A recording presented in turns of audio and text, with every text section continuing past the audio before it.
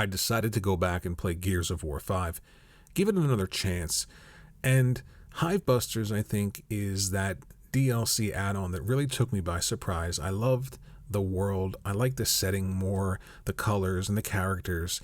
Just everything about it really stuck out to me as being better than the main campaign Gears 5.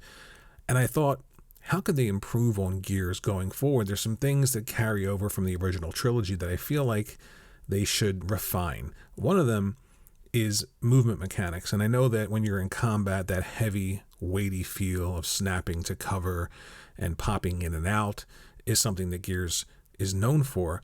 But when you're not in a fight, snapping to cover like this to have to, move through the world doesn't make much sense to me. It just feels kind of out of place when you're in an environment like this and nothing's going on and you're just exploring. There's some things too that are a bit nitpicky, I know, but you look at things reacting to the character and the physics in the game, like right here, but then only certain foliage reacts to your character, and then other pieces of foliage you can literally just walk right through or sort of clip into, like right here. And I feel like, yeah, maybe they should, fix those movement mechanics and fix those little things in the world, the physics and things like that, just to bring the game into, just give it that sense of real AAA quality and just having it stand toe-to-toe with some of the best games out there. Now, Microsoft has acquired a ton of different studios, a ton of different publishers, so there's a lot of talent, and there's a lot of give and take that can happen internally with those studios. And I was thinking about Ninja Theory and the game Enslaved Odyssey to the West, and the way that they really focused in on characters and story, and the writing was really good.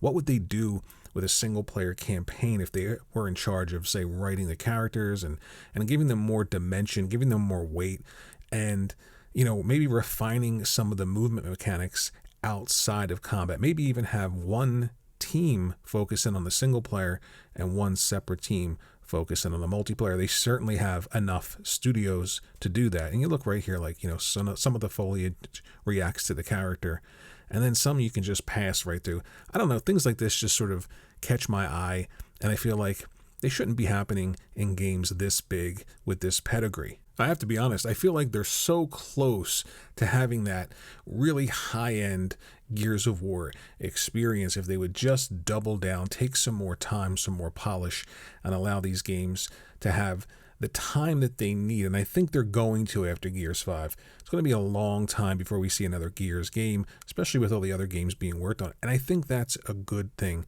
because I do feel like some of the mechanics need to evolve. Some need to just be forgotten.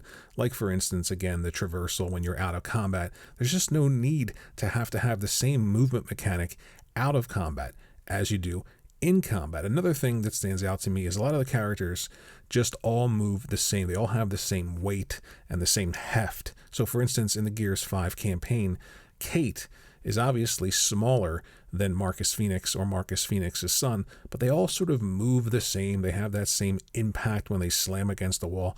Why not have some characters be really good at stealth and speed, and other characters be really good at all-out brute force? That would be pretty cool to introduce like a class system in the single-player campaign, have specialists, things like that. Reminds me of Brute Force, an old game back in the day. You actually had a team of 3, but they all had their own unique specialization. Whereas in Gears, everyone's just a cog. They all do the same thing. I think it would be unique to introduce that in a new Gears title. I feel like The Last of Us 2 and the way that it tells a story and the way that it treats its characters, the way that it's multidimensional, the way that they all interact with one another, the way that beyond just the gameplay, what's happening in the world, the way that they interact with each other, I feel like it's not beyond the reach of a Gears of War game to have that level of character development.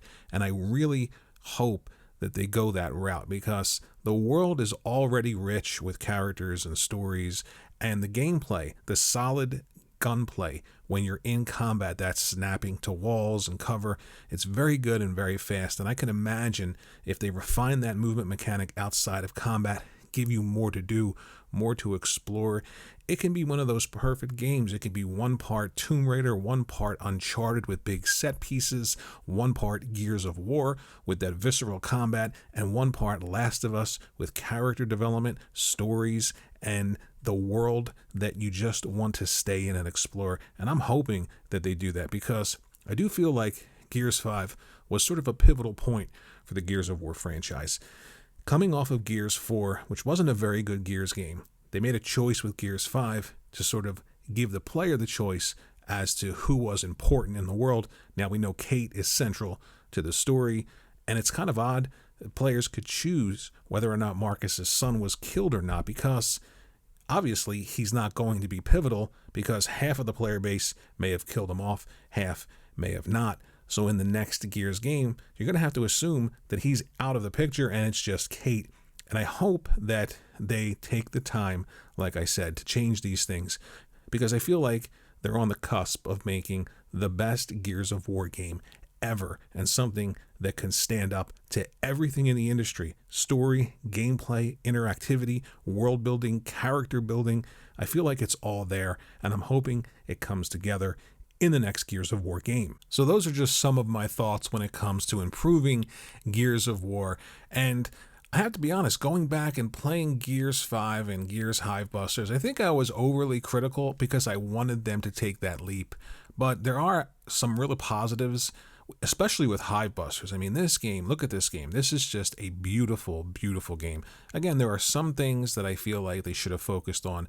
More polish would have been obviously welcome, but they are so close, and this game is at times so beautiful. It's staggering how beautiful it is, and that gameplay, it's still there. It's still addicting, and it still feels really good. I just want to have this sort of hybrid exploration, and they give you some of that in Hivebusters. They tease it, and I just want more. So hopefully in the future we get that.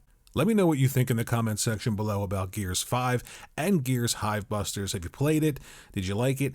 Did you not like it? Do you agree with some of the changes that I mentioned here in this video? And are you excited about the future of Gears of War now that Microsoft has all of these studios and all of this talent that can lend a hand and maybe contribute more ideas going forward for the Gears of War franchise? Thanks for watching the video. As always, think about hitting that like button, maybe even subscribe to the channel, and I'll see you in the next video.